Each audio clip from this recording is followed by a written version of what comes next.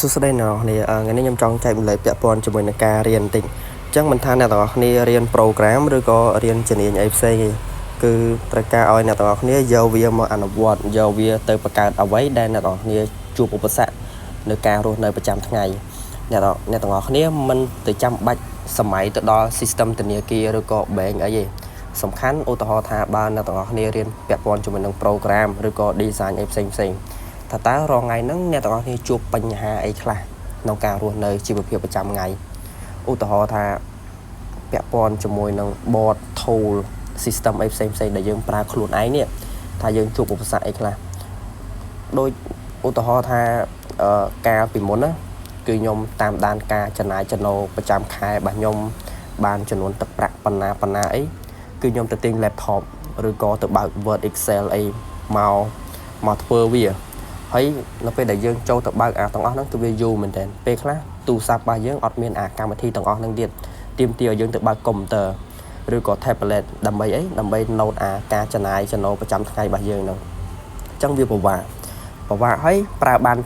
តែយើងទេអ្នកផ្សេងឲ្យមកប្រើ Word Excel ហ្នឹងបន្តពីយើងដែលយើងខំរៀបចំមកហ្នឹងគឺគេពិបាកប្រើទៀតអញ្ចឹងបានជំនាញរបស់យើងខំរៀននេះកូដអីនេះយើងយកវាទាំងអស់ហ្នឹងមកបង្កើតអ្វីដែលយើងប្រើរាល់ថ្ងៃដូចរាល់ថ្ងៃនេះគឺខ្ញុំបង្កើតប្រភេទ system ច្រើនមែនតើមិនថា board មិនថា system ឯងគឺខ្ញុំបង្កើតសម្រាប់ប្រើខ្លួនឯងហ្នឹងទៅពេលខ្លះខ្ញុំដល់ម៉ោងដែលខ្ញុំត្រូវដេកអញ្ចឹងកុំព្យូទ័ររបស់ខ្ញុំគឺរ៉ាន់ចោលសម្រាប់ tool របស់ខ្ញុំទៅធ្វើការងារអីមួយអញ្ចឹងហ្នឹងឯងសិតតើ idea របស់យើងសិតតើអ្វីដែលយើងខំរៀនពីសាលាមកបង្កើតទាំងអស់ហ្នឹងហើយយើងកុំផ្អែកទៅលើសាលាពេកសាលាគាត់ជាអ្នកដឹកនាំផ្លូវយើងជាអ្នកត្រួសត្រាយផ្លូវយើងឲ្យយើងឈានទៅចាប់អ្វីមួយ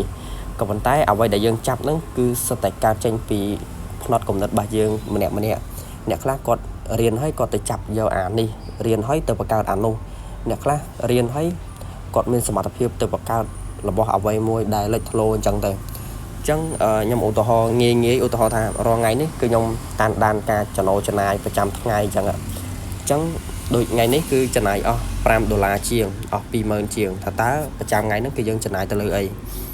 នេះគឺបើកភ្នែកឡើងមកគឺយើងបានចូលរួមប្រាក់ទៅកាន់ជនភៀសសឹកឬក៏ខាងកងទ័ពនេះអស់ប៉ុណ្ណេះនៅម៉ោងប៉ុណ្ណាឬក៏យើងបានទៅចូលរួមនៅទីតាំងណាអីក៏យើងអាចចុចបើកផែនទីនេះមើលបានហើយដូចជាយើងជិះ pass app ឬក៏យើងទិញរបស់ញ៉ាំអីផ្សេងគឺវាលោតនៅនឹងទាំងអស់ហើយបើយើងចង់ចូលកន្លែងរបាយការណ៍នេះក៏បានដែរវាមានទាំងម៉ោងដែលយើងទៅទិញអីផ្សេងនេះគឺវាដាក់ច្បាស់លាស់មែនតើអញ្ចឹងឧទាហរណ៍ថាសរុបមួយខែហ្នឹងយើងចំណាយអស់ប៉ុន្មានចំណាយអស់រាប់រយគ្រាន់តែយើងចំណាយកាពិកប៉ុកហ្នឹងហើយដល់ពេលអញ្ចឹងគឺយើងធ្វើម៉េចគឺយើងមកបើកបញ្ជីនឹងមើលថាតើយើងចំណាយទៅលើអីខ្លះយើងគួរតែកាត់បន្ថយរបស់ញ៉ាំណាខ្លះហើយយើងគួរតែសំចៃបែបណាគឺយើងអាចមើលនៅក្នុងនឹងទាំងអស់ប្រចាំខែប្រចាំថ្ងៃគឺយើងអាចមើលបានហើយឧទាហរណ៍ថាថ្ងៃទីប៉ុន្មានអីគឺយើងអាចចុចមកមើលនៅនឹងបានដូចម្សិលមិញនេះខ្ញុំចំណាយអស់តែ10000ជាងទេអស់$3ជាងអញ្ចឹងថ្ងៃហ្នឹងគឺខ្ញុំចំណាយអស់ឡើង$5ជាងអញ្ចឹងទៅហើយទាំងអស់ហ្នឹងសិតតែការបង្កើតរបស់យើងការនឹកឃើញរបស់យើងការសម្រួលដល់ការងារជីវភាពប្រចាំថ្ងៃរបស់យើងមិនបាច់ចាំសម័យទៅដល់ system bank ធនាគារអីផ្សេងមិនបាច់សម័យទៅដល់ hacker អីណាណីទេអានោះការងារគេធ្វើទៅតែយើងធ្វើពីចំណុចទូចហ្នឹងទៅសិនចាំយើងឈានទៅចាប់ដល់ទាំងអស់ហ្នឹងសួរថារាល់ថ្ងៃហ្នឹងយើងរៀនឆ្នាំទីម៉ានហើយបង្កើតទូចបែបហ្នឹងសួរថាយើងបង្កើតចេញអត់អញ្ចឹងនៅពេលដែលយើងបង្កើតsystem ពិតreal ដែលយើងប្រើប្រចាំថ្ងៃហ្នឹងថាតើវាជួបបញ្ហាអីខ្លះនៅពេលដែលយើងបានសោះកូដហ្នឹងមកហើយថាតើយើងចេះ hosting នៅយើងចេះ store នៅលើ database ណាខ្លះ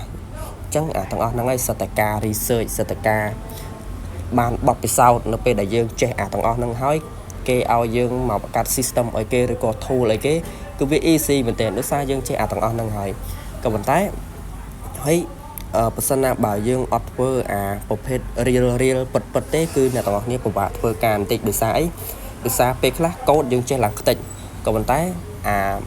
manage ទៅលើកូដcontrol ទៅលើកូដhosting ហ្នឹងអ្នកទាំងអស់គ្នាអត់ចេះទេអញ្ចឹងចំណុចហ្នឹងហើយដែលយើងជាឧបសគ្គរបស់យើងដែលយើងត្រូវជួបអញ្ចឹងនៅពេលដែលយើងធ្វើsystem ខ្លួនឯងប្រើប្រចាំថ្ងៃហ្នឹងទៅ គឺយើងជួបអាទាំងអស់ហ្នឹងអញ្ចឹងយើងដោះស្រាយបានមុននៅពេលដែលយើងទៅធ្វើរបស់ណាមួយឲ្យគេអញ្ចឹងអា system នេះដូចកន្លែង setting នេះគឺយើងបានប្រើទាំងអស់យើងមិនមែនដាក់តែលម្អណាបានន័យថាយើងអាចប្រើការបានទាំងអស់មិនថាបើកទីតាំងមិនថាអីទេដោយកន្លែងឯកជនភាពនេះក៏យើងអាចមើល expire អាចមើលអីផ្សេងបានអញ្ចឹងទៅហើយភាសាក៏ដូចគ្នាប្រើអង់គ្លេសក៏ប្រើទៅប្រើចិនក៏ប្រើទៅគឺវា work ទាំងអស់អញ្ចឹងអាទាំងអស់ហ្នឹងគឺវា work ទាំងអស់អញ្ចឹងចំពោះ system នេះគឺខ្ញុំដាក់3ភាសាក៏ប៉ុន្តែអ្នកទាំងអស់គ្នាដាក់តែ1ភាសាឬក៏2ភាសាក៏បានដែរគ្រាន់តែថាខ្ញុំតនេចេះតែបន្ថែម2 3ភាសាអញ្ចឹងទៅអញ្ចឹងចំពោះការចែកម្លែករបស់ខ្ញុំមានតែប៉ុណ្្នឹងទេ